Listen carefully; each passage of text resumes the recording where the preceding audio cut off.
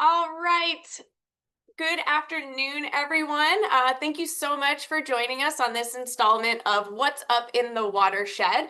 My name is Jessie, and today we are going to be hearing from Dr. Austin Fox. But before we get started, just a little bit of housekeeping. If you have any questions during this presentation, please feel free to put it in the question and answer section down at the bottom of the webinar. I do not believe that the chat option is available. So if you have any questions, please feel free to ask them in the Q&A section. We will be sure to answer them after Dr. Fox's presentation has been completed.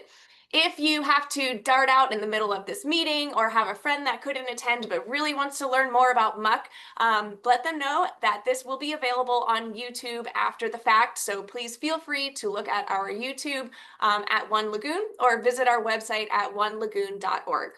So without further ado, our speaker for today is Dr. Austin Fox, an assistant professor in the Department of Ocean Engineering and Sciences at Florida's Institute of Technology. He earned his bachelor's degree in bio and medicinal chemistry from Arizona State University, and his PhD from Florida Tech, where he studied mercury distribution and biomagnification in Arctic marine systems. That is a mouthful. I love it. Today, he is going to be sharing his research on nutrient cycling and hypoxia in the Indian River Lagoon, including how different sediment types, from muck to sand, can shift from helping to absorb nutrients to fueling algal blooms. So thank you so much for joining us, Dr. Fox.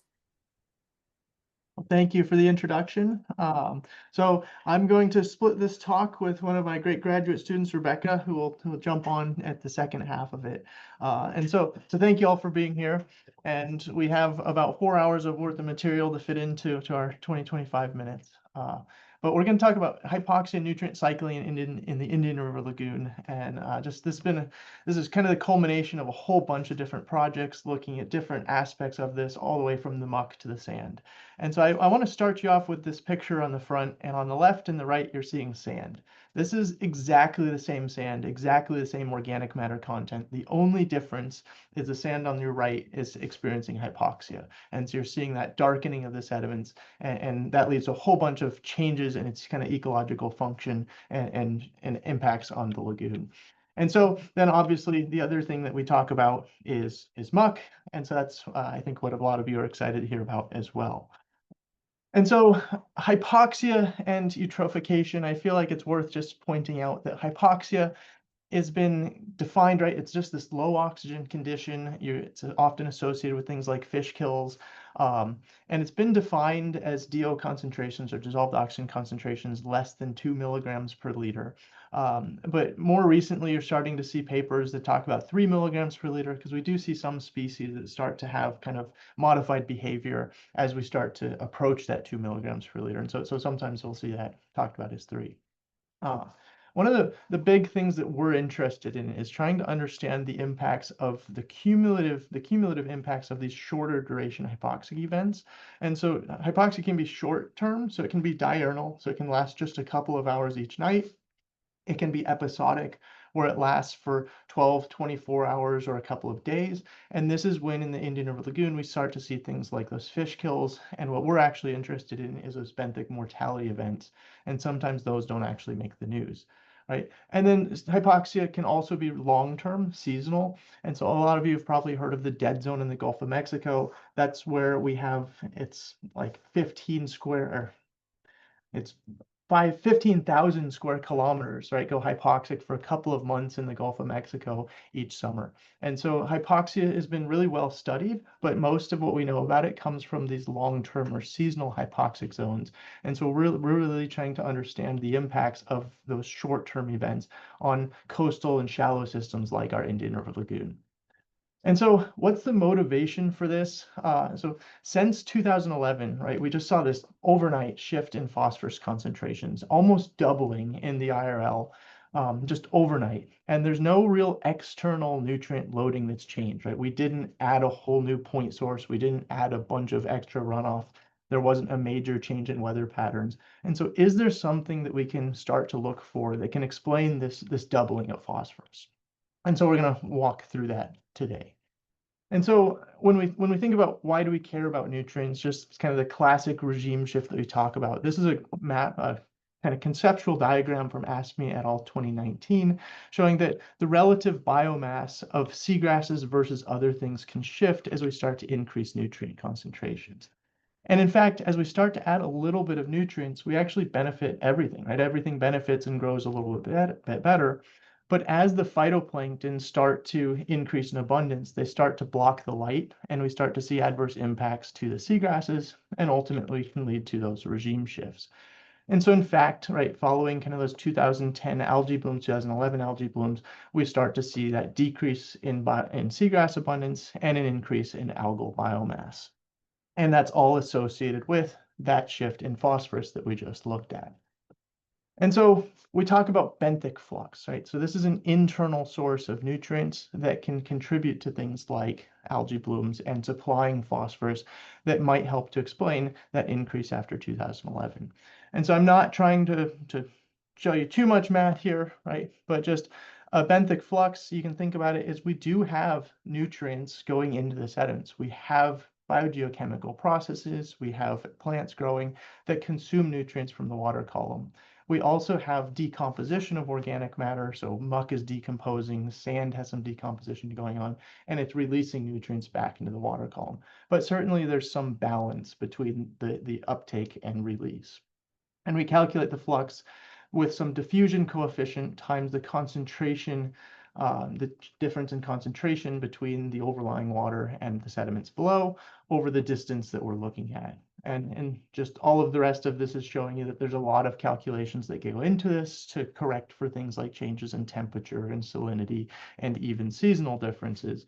And so all of the samples that we collect throughout the year, we normalize to a consistent temperature by adjusting that diffusion coefficient. And so let me know if you have any questions there.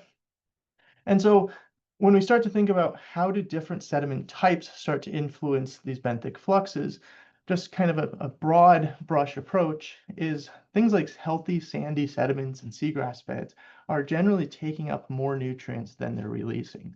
And so overall, healthy sandy sediments are a net sink, right? They're taking up nutrients, helping to balance out this ecosystem. As we see things like muck becoming more prevalent, muck is in most cases or almost always releasing more nutrients than it is taking in. And so this is a net source of dissolved nutrients to the overlying water. And so how do we measure these fluxes, right? We do it a couple of different ways. In muck, we jump in, we go scuba diving, collect some sediment cores, bring them back to the lab. We actually put hydraulic pressure on them to extract the basically clean pore water.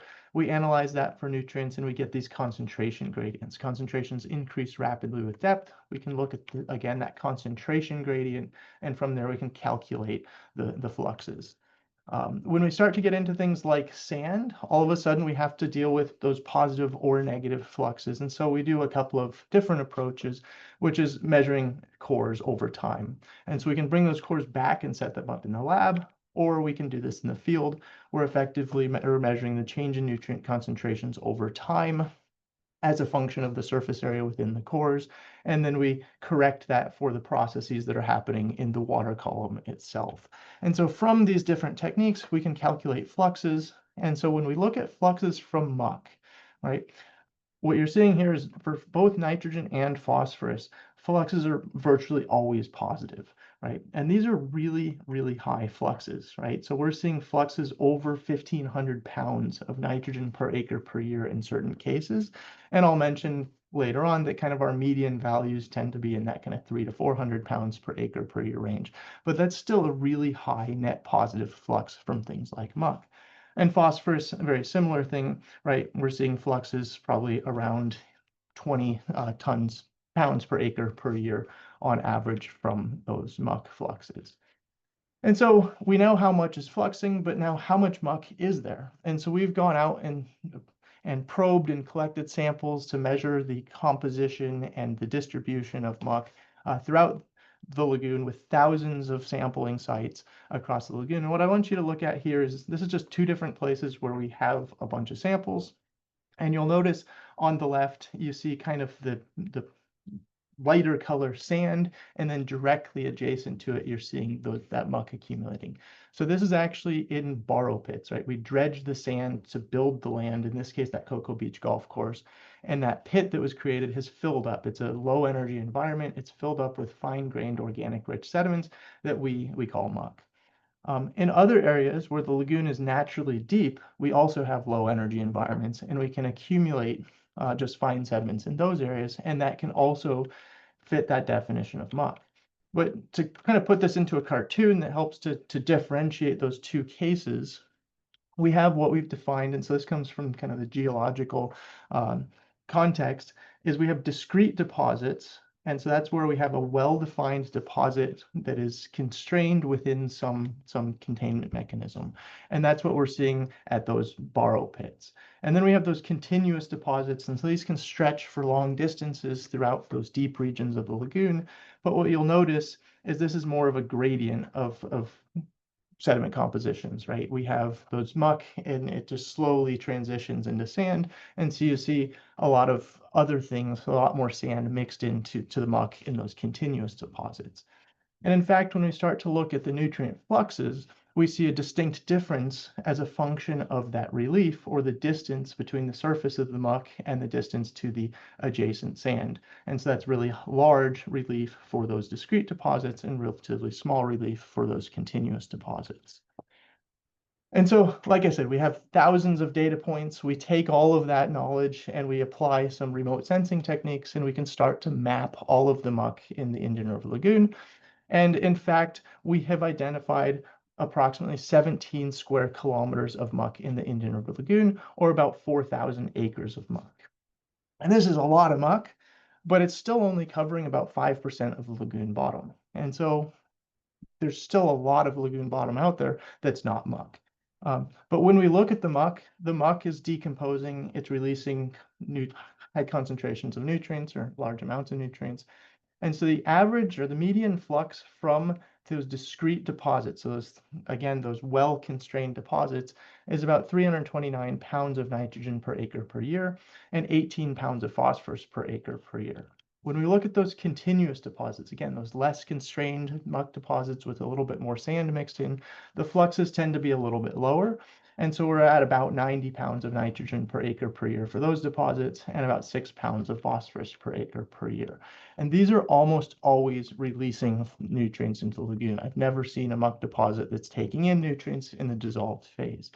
And so now we can think about, how does this compare to other transport pathways or delivery systems for nutrients into the lagoon? And when we look at the distribution for Banana River, and so this is data from the Save Our Lagoon plan, muck is accounting for about 50% of the total inputs of, in this case, phosphorus, but also nitrogen into Banana River Lagoon, right? And so that 5% of the lagoon bottom is contributing about 50% of the total inputs. And so this leaves us with the question of, what about the other 95% of the lagoon bottom, right? And so sand covers 90% of the bottom of the lagoon, or 90 to 95%, which is a combined 400 square kilometers if we look at the North IRL and BRL, or about 100,000 acres. And so if we think about sand either fluxing even if it's small fluxes, there's just a massive surface area, and this can lead to huge inputs or removal of nutrients. And so the question that we're asking ourselves is a function of that hypoxia: is sand a sink or a source for these dissolved nutrients? And so the question is, should we have another piece of the pie, right? Is there another piece of pie, or is this piece of the pie actually helping to remove nutrients? And so should we be considering the sand when we start to think about the overall nutrient budget and nutrient cycling in the lagoon? And so in fact, we go out and we measure fluxes, right? And so can it be a sink? So we measure fluxes, and what you'll notice here is the fluxes are pretty variable, but they all, for nitrogen, for ammonia, for nitrate, and for phosphate, they're all experiencing fluctuations around zero, right? So sand is acting as both a sink and a source of dissolved nutrients. And so can we start to explain, when is it acting as a sink or when is it acting as a source? And so in fact, if we go out and we look at basically the hypoxia, or the redox environment of the different sand, right? Areas that are relatively healthy, they have seagrasses, they're experiencing net normoxia or sort of normal oxygen conditions. We see the sediments acting as a net sink for dissolved nutrients, so that's sandy sediment. When we start to see hypoxic sediments, and so this can be organic rich sediments, but this can also be healthy sediments that are just nearby something that is helping to consume the oxygen, then they become a net source of dissolved nutrients. And so this little change, right, as we start to think about the balance of the ability of the system to assimilate versus remove nutrients, the areal extent of hypoxia becomes really important. And so we've started to map this, and I'm going to turn it over to Rebecca here to talk about hypoxia, but here's a map to just get you thinking. And so this is based on our hypoxia monitoring network showing just how much of the lagoon is experiencing hypoxia at any given time. So I'm going to turn it over to Rebecca to finish it out. Hi, I'm Rebecca, one of Dr. Fox's graduate students. So getting into, you guys have heard a lot about dissolved oxygen and hypoxia, but what is actually controlling that? So dissolved oxygen is increased by things that photosynthesize, whether that's seagrass, phytoplankton, algae, and dissolved oxygen is decreased by respiration. So that can be organic matter just decomposing, or benthic life fish, anything that breathes and respires is going to consume oxygen. So when that dissolved oxygen gets below 2 milligrams per liter, that's when you get hypoxia, which you've heard a ton about already, but that's when it's stressful for fish and benthic life, and you can start experiencing the mortality events like fish kills, but also things like crabs, worms, clams in benthic life can also experience these mortality events that are more often missed. So as Dr. Fox said, we've been tracking dissolved oxygen in the Banana River Lagoon and the Indian River Lagoon and many of the adjacent canals. Right now, we have approximately 80 sensors deployed in the bottom water. They are monitoring dissolved oxygen continuously, making measurements every single hour. We also have measures to control fouling, barnacles, biofilm, anything that grows on the sensor and could disrupt the data we get. So we are very interested in how the oxygen levels affect the geochemistry of the sediments. So it's important for us to have our sensors on the bottom water, because if you look at a graph like this, where in the pink, we have data from our dissolved oxygen sensors sitting at the bottom of the water column compared to oxygen sensors deployed in the middle of the water column provided by St. John's River Water Management. The difference is noticeable. There's much more occurrences of hypoxia in the bottom water that go completely missed if you're only tracking dissolved oxygen in the middle of the water column. So as Dr. Fox mentioned, there can be instances of healthy sediment nearby muck deposits that also experience the loss of oxygen from those muck deposits. So where you have muck sediments in this graph is showing, the dissolved oxygen levels are much lower above the muddy sediments, where there's a lot more dissolved or organic matter decomposing compared to sandy sediments nearby, which are going to be a lot more oxic. In canals, where you have a lot more of the restricted water movement, you can also see the non-dredge canals, which have a lot of muck buildups, have a lot more oxygen being consumed at the bottom compared to dredge canals with sandy sediments, less organic matter consuming the oxygen in the water columns. So this gets to where we can sort of begin to expect areas that are going to have more frequent hypoxia. That's going to be areas with high nutrient inputs, where there's going to be large amounts of algae growing, then senescing and decomposing. Areas with restricted circulation that are going to have less mixing and less inputs in refreshing the oxygen concentrations at the bottom. And then areas with high sediment oxygen demand, or muddy sediments. So in this graph from January to March, you can see some of the hotspots that we've identified for areas with more frequent hypoxia. And when you compare that to a map of where we see muck deposits, you can see that they are very similar. Where we have the muck deposits is where we're seeing those hotspots.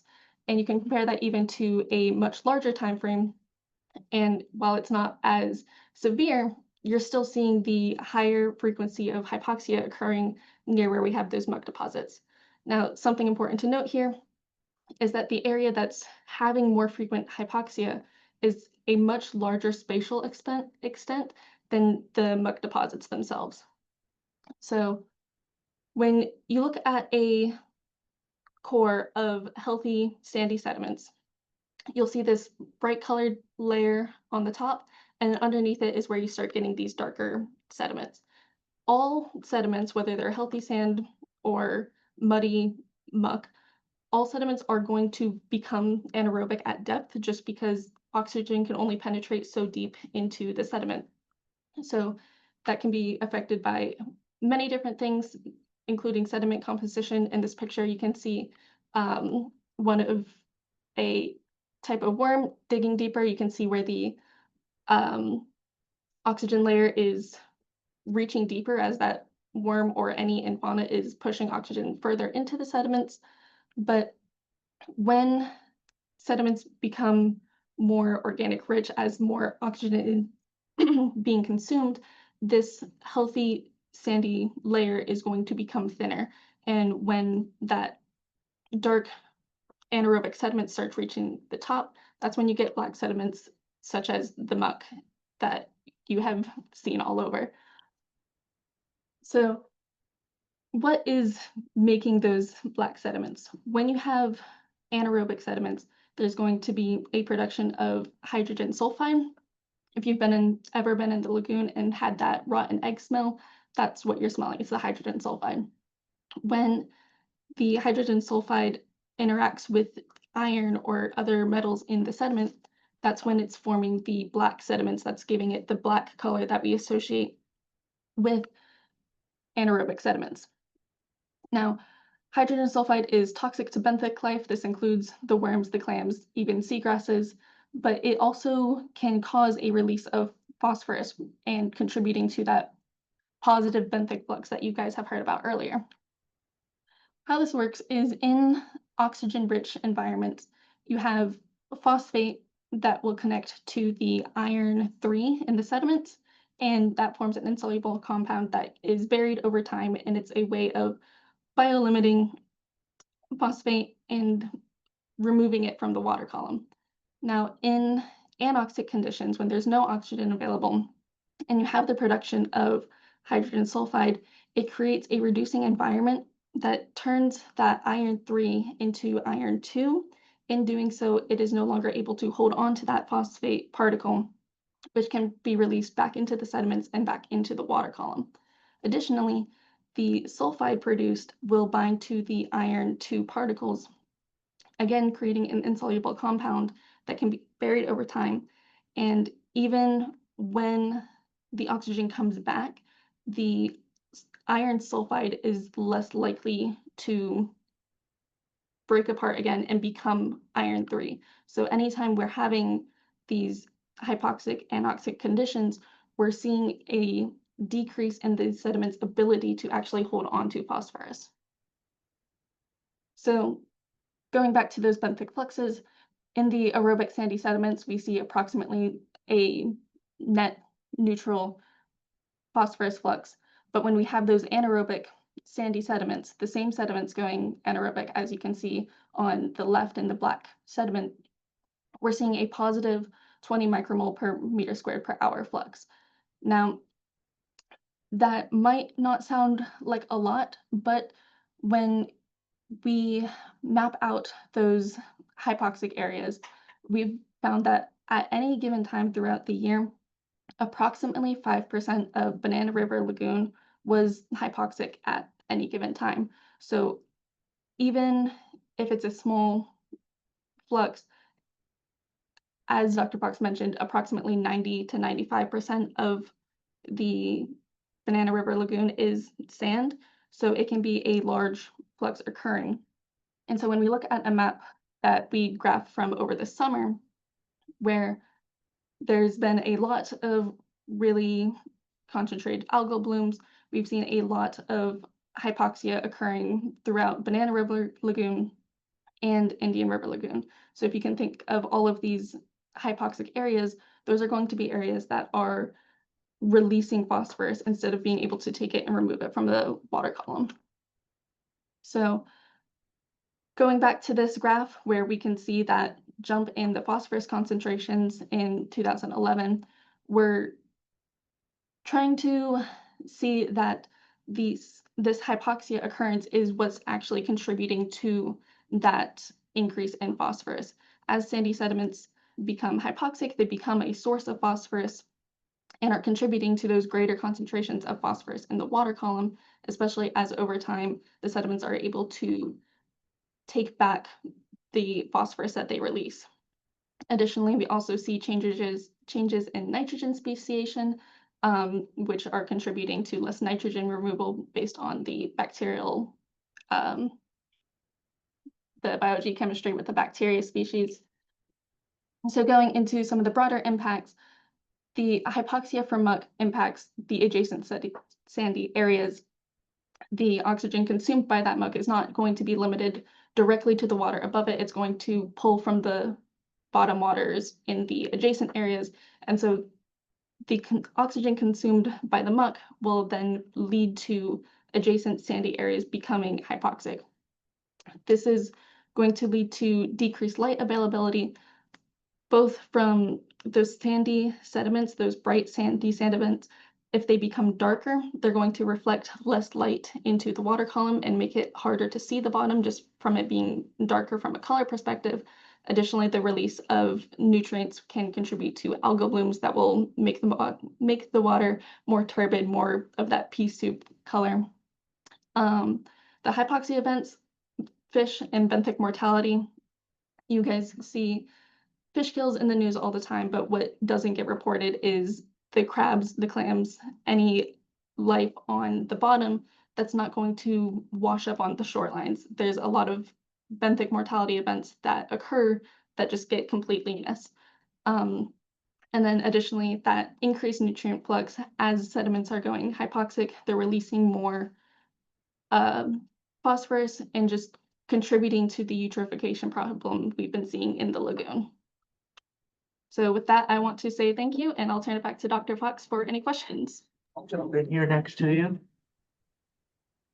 I was gonna say, don't run away. We may have some questions for you as well, Rebecca. Okay. Okay, so we did have a couple of questions come in. Also, please feel free to put them in the chat if you guys are interested. Do you know if anyone is studying the North Indian River Lagoon around Titusville?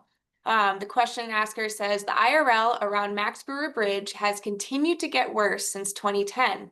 Visibility was only about 0.3 meters last week. It's very disappointing to see how bad the water quality is and the extremely high concentrations of E. coli. It's unsafe to swim or wade in the water there. So do you know of anyone doing any work there? Oh, that's a good question, and I think you may be able to answer that better than I can. But I will say that we are doing some work up in that area as well. So we're actually currently with some projects working all the way from basically north to south in the entire lagoon. And so we do have some sampling that's occurring in the Titusville area. And certainly there is a fair amount of muck up in that region. Mm-hmm. And like you're saying, that the turbidity is high, the sediments are dark, and so that is an area experiencing a lot of hypoxia. Absolutely. Again, our network has been mostly focused in the Banana River, but fortunately in the last few months we've been able to expand into Indian River, and hopefully we can get up towards the Titusville area, because I think there's some really interesting things going on up there.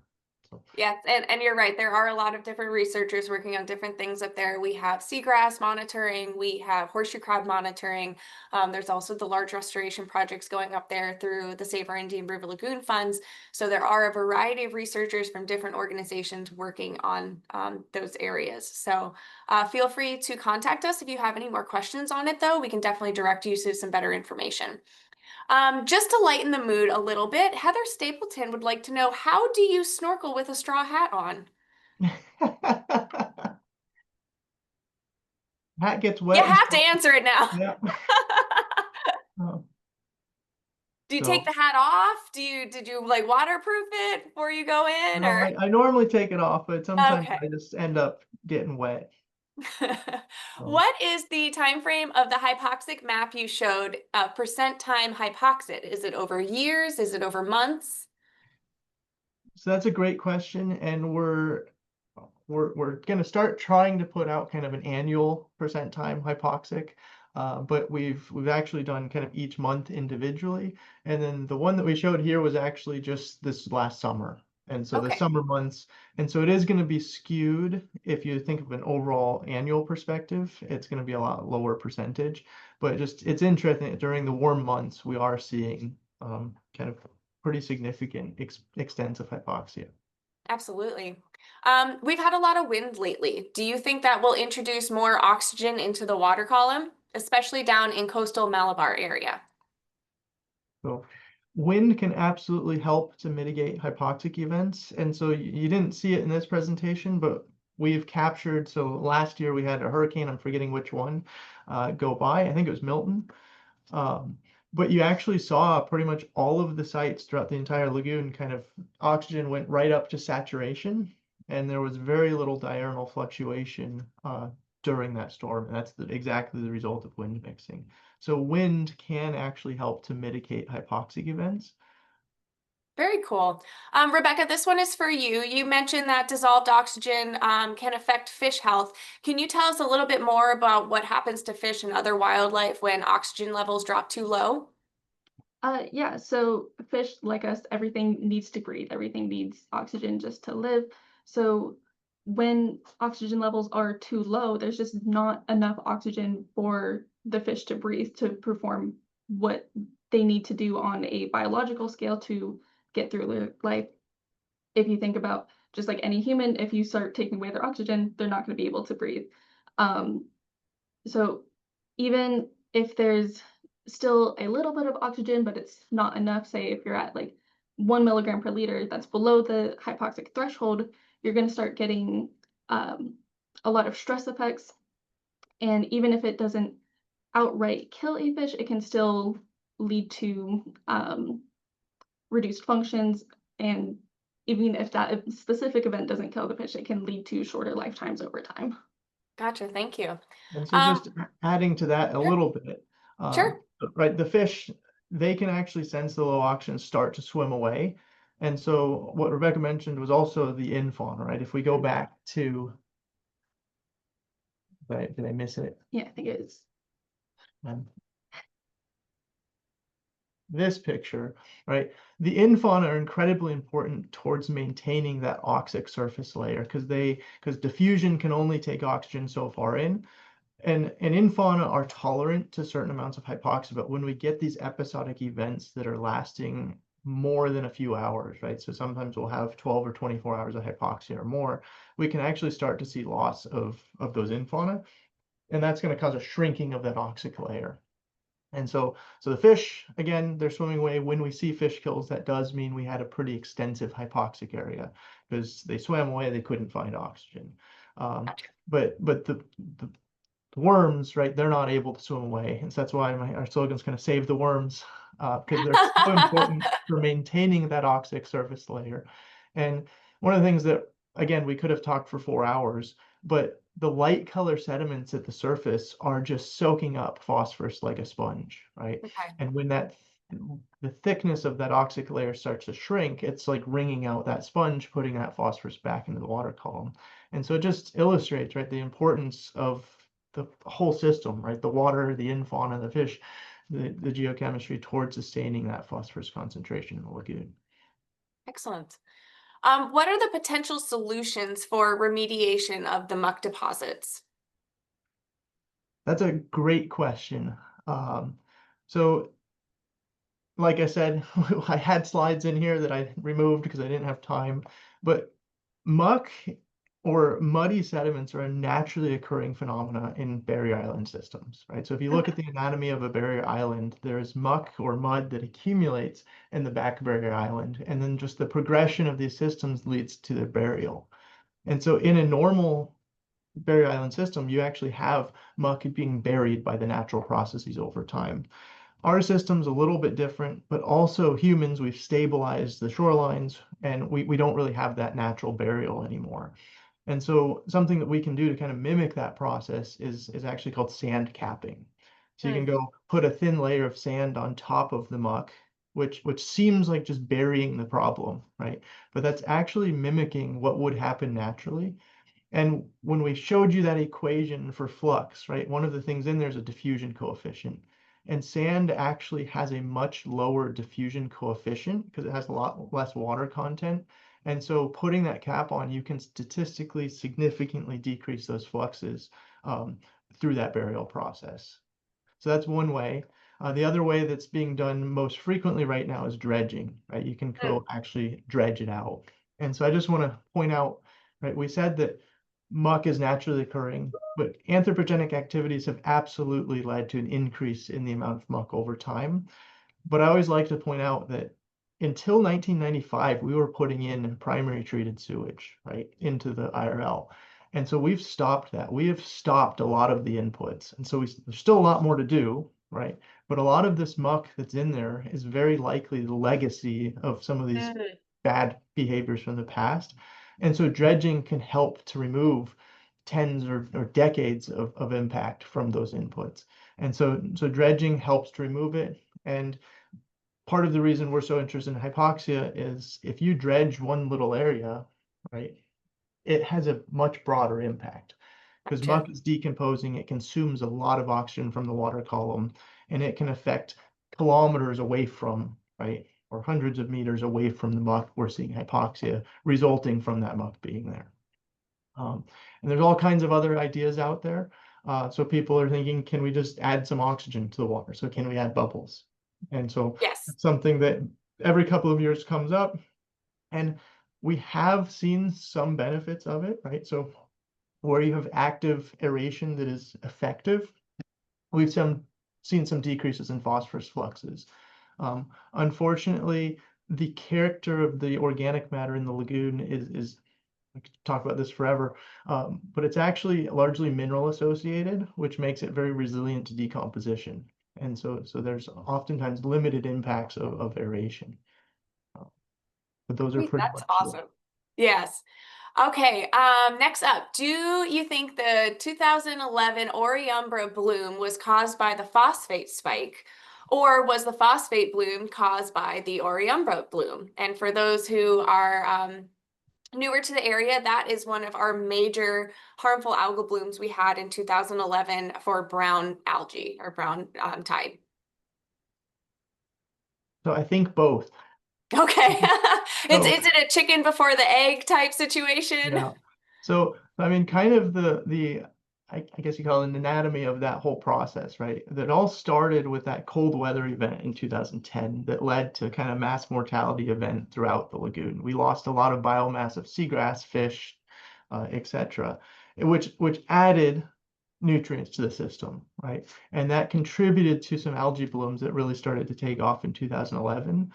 But the interesting thing about hypoxia, right, is algae blooms as they senesce, right, as the algae are dying and decomposing, they create hypoxia. And so that hypoxia changes the sediments to become a source of phosphorus. And so it's one of these things where the bloom probably started as a result of nutrients from biomass.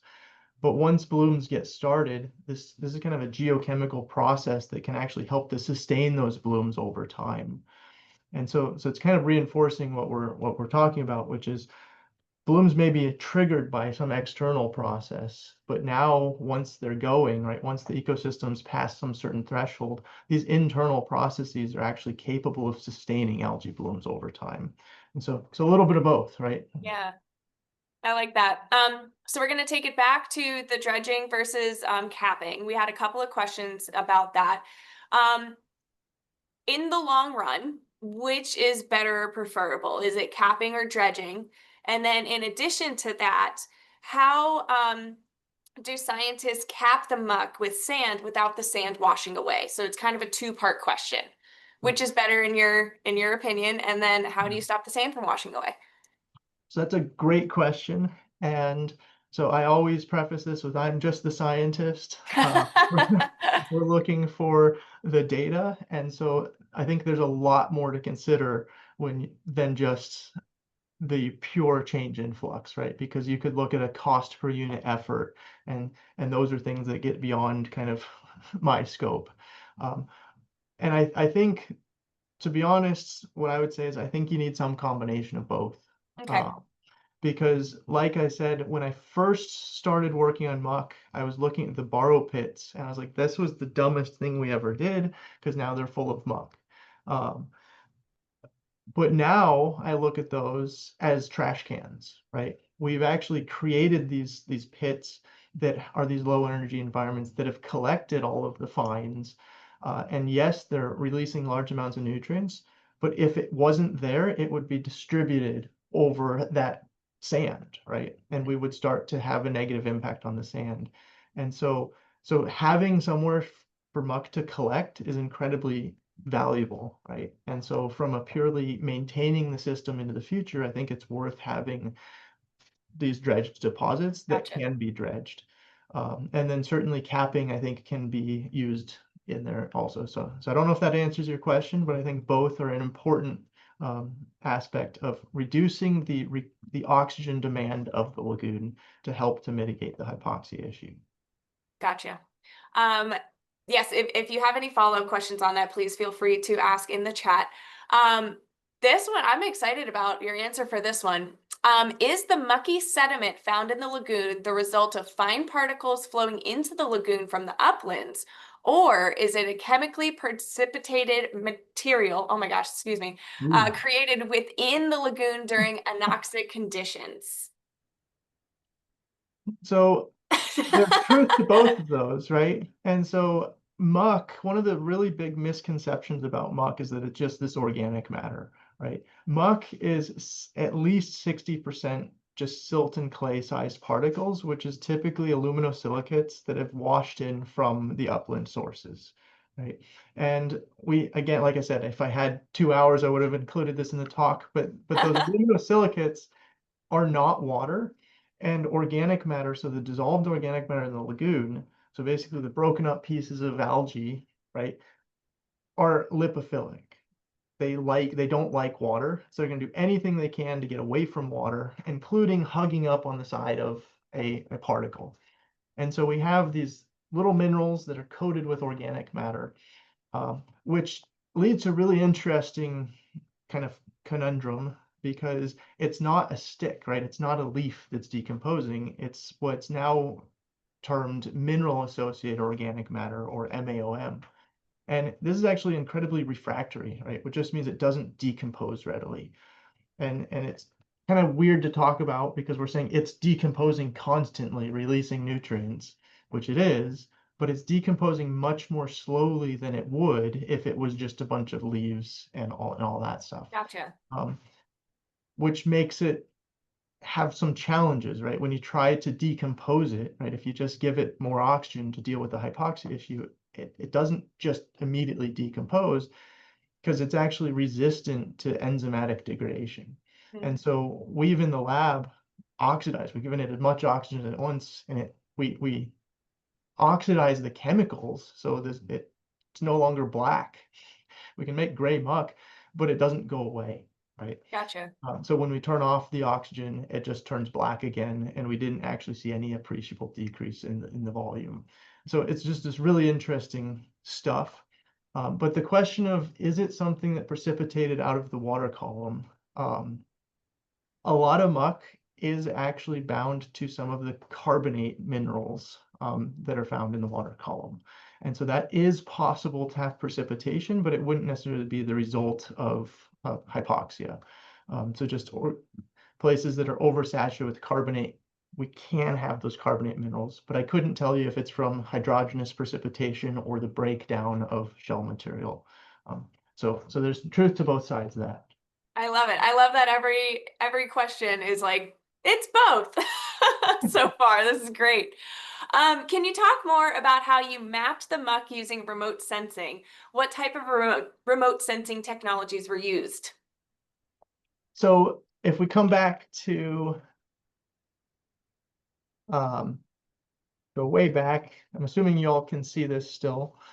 If we come back here, right, we can look at effectively water depth.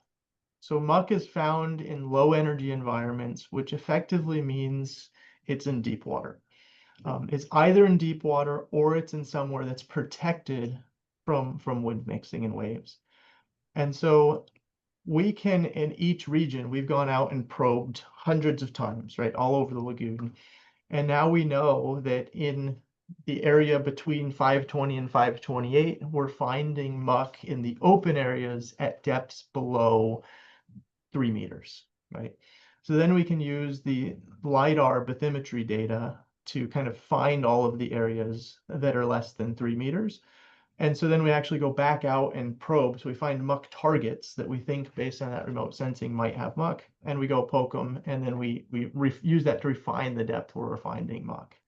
And so for each of the subbasins, we have a depth to the continuous deposits and a separate depth to the discrete deposits. And it kind of varies depending on the geomorphology of each subbasin. And so we're using different depth thresholds in each area. And that's how we've been able to, it's kind of, we validated it. We made a model, right? We figured out where we expect the muck to be, and then we went and validated it with additional probing. And this works really well in Brevard County. We've started to expand south, and just their geomorphology is a little bit different. Their flow is a little bit different. And so it doesn't behave as nicely as it does up here. But that's one way we've been able to use remote sensing. Awesome, thank you. What can set off a hypoxic event? So that's a great question. And so I don't know if Rebecca wants to take this or. You got it, Rebecca. We believe in you. I mean, I guess for us, what can So set, think about diurnal, right, yeah. first. So as I talked about with the dissolved oxygen concentrations, they're increased when there's photosynthesis. When you have a light creating primary producers, they're creating oxygen when there's light during the day. At night, there's no light for that productivity. You're going to have the primary driving force is going to be the consumption of oxygen. So when there's enough oxygen consumption, so in an area with muddy sediments, that high sediment oxygen demand, at night, it can actually drive the oxygen concentrations low enough to reach those hypoxic events. So that's one way that we see those diurnal nightly hypoxic events. Senescing algae blooms, whenever there's a lot of algae that dies off, that's going to create a lot of decomposing organic matter. So if that happens over a short time, that can also set off hypoxic events. Yeah, so that pretty much covers it, but Yeah. I flipped back to this slide because it's interesting. Where you have really dense seagrasses or SAV, right, that's producing a lot of oxygen during the day and consuming oxygen at night. So we actually see diurnal hypoxia in seagrass beds, right? And seagrasses have evolved to be able to deal with a couple of hours of hypoxia, right? They have mechanisms, and one of them is that a radial oxygen loss within the rhizosphere. So they pump oxygen into the root system, which oxidizes the sediments directly around the roots. And then at night, when we start to have sulfide production, right, that actually can mitigate that sulfide intrusion into the seagrasses and kind of prevent mortality. And so where we're headed is just diurnal hypoxia is actually kind of expected. And the really cool thing is the maps that we're showing, again, in the short time that we had to talk about it, we say we can look at and we can kind of see the impacts of muck, but we can also start to see the impacts of SAV, right? And so we can start to kind of predict where there might be submerged aquatic vegetation as a function of the frequency of hypoxia that we're seeing. And so what we've done, and again, not included here, is we can look at the frequency domain. And if we're seeing consistent diurnal hypoxia every single night, very predictable, that's actually a pretty good indication that there's SAB around. Where we're seeing those episodic events, those are more closely related to things like the muck deposits, and proximity to inputs. And so one of the things that can kick off kick off the hypoxic events is what kicks off algae blooms, which is oftentimes rainfall and external loading that starts it. But then depending on what happens afterwards, right, those geochemical processes can help sustain those over time. And last thing before I'm done with this question is I talked to you before this about the caulerpa slugs that decimated caulerpa from Banana River in kind of April, May.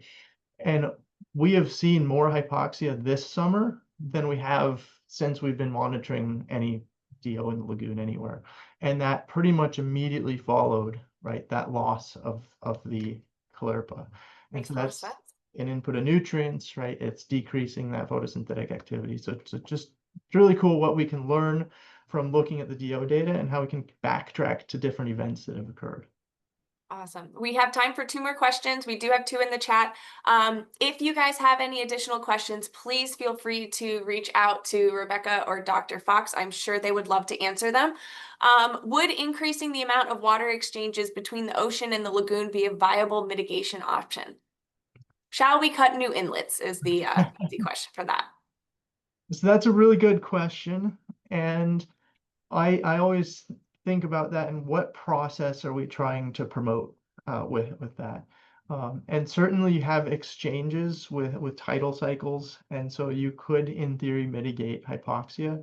But again, one of the challenges is those benefits are limited to an area very localized to where the inlet is. And so we're actually working on a project to look at just if we were to bring in some seawater, would that have any impact? And there are some geochemical mechanisms where it could, right? Slightly cooler seawater can actually decrease bacterial metabolism, and it can decrease the oxygen demand. Bringing in fewer particles, because the ocean water is cleaner, has less particles, that can decrease that oxygen demand from the water column itself. But would that be beneficial on a lagoon scale? I think that's, again, one of those, it depends, and there's going to be problems associated with those things also. Yeah, I think that's always the biggest question is it would work for one part of the lagoon, one aspect, either, you know, water quality, helping out manatees, et cetera, but it's going to be detrimental for seagrass beds or oyster beds or something like that. So we haven't found the magic bullet yet to fix the lagoon, but I know we're working on it. So I will end on this question. I would love for both of you guys to answer this. What, if any, surprises have come from the research? So what has surprised you the most about this project? You go first. Put you on the spot. Yeah. So this is also probably coming from an myself having less experience working in this whole field. But for me, what was really interesting was learning that the seagrass beds were a source of, or were experiencing that diurnal hypoxia. Because you think about, oh, healthy sand, healthy seagrasses, they're going to produce a lot of oxygen. But actually learning about how those seagrasses trap a lot of fine material between their blades, between their roots, that will consume a lot of the oxygen at night. For me, that was one of the, I never really considered that going into this. That is pretty cool. I didn't realize that either. Yeah, so that's a great answer. Dr. Fox? So mine has a couple of parts to it, but first off, I've suspected that hypoxia was a problem in the lagoon for a long time. And when we think about other hypoxic zones like the Gulf of Mexico, right, they take a ship and they drive it around over the course of weeks and through their CTD casts and then map hypoxia, where that works if hypoxia sticks around for months, right? And so just being fortunate enough to deploy all these sensors and map this has been really cool. And this is kind of, I think, the first time in any coastal system that we've really been able to track and map hypoxia in these shallow well-mixed systems. And what we're learning is just absolutely incredible, and being able to connect it to the fluxes. And so not only here, but in other places on Earth, the aerial extent, so the size of the hypoxic zone in other places pretty well correlates with the concentrations of dissolved phosphorus. And so we're working backwards towards being able to explain that jump in phosphate concentrations. The pieces are falling into place. Unfortunately, we'll never know what the conditions were pre-2010. There just isn't data. But we can start to explain processes that might help to explain that. And I think we're getting close. And then kind of the next observational piece of it is we all know about the lagoon, and you can have all the data in the world, but just being at the same sites over time throughout such a large area of the lagoon, just seeing it and experiencing it, there's no substitute for that. And that helps you put everything into context. And it's just incredible being able to go to all these places like every month to maintain sensors and that stuff. So I absolutely agree. Well, thank you guys so much for your time today. We appreciate it. And for those who are listening in, I hope you learned something new. I definitely did. I would have to agree with Rebecca. The surprising thing for me was the hypoxia of the seagrass beds at night. You never would have thought it. So again, if you have tuned in for this long, thank you so much. We will have this available on our YouTube later. Also keep an eye out on our Facebook page and emails for our next installation of What's Up in the Watershed webinar coming out in mid-November. So thanks, guys. We'll chat with you soon. Thank you. thank you, Have a everyone. good one. Bye. Bye. And eventually we'll hang up.